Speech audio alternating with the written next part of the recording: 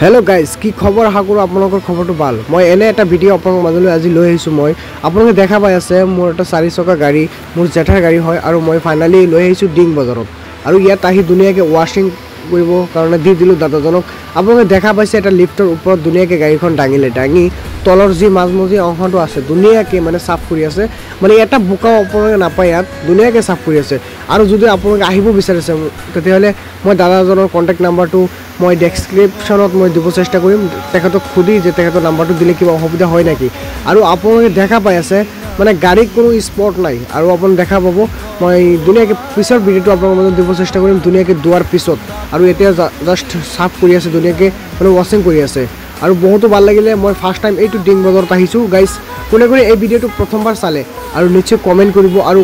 এই ভিডিওটো প্ৰচুৰ পৰিমাণে শেয়াৰ কৰিব যাতে এনে কিছুমান ব্যক্তিৰ গাড়ীবিলাক ধুনিয়াকে এনেকে ডাঙি দৌব নোৱাৰে আৰু ফাইনালি আপোনালোকে ডিং বজাৰত আহিবৰ কাৰণে চেষ্টা কৰিব আজিৰ ভিডিওটো মই এই মুহূৰ্তত ৰাখিলো ওকে বাই গাইস ভিডিওটো শেয়াৰ কৰক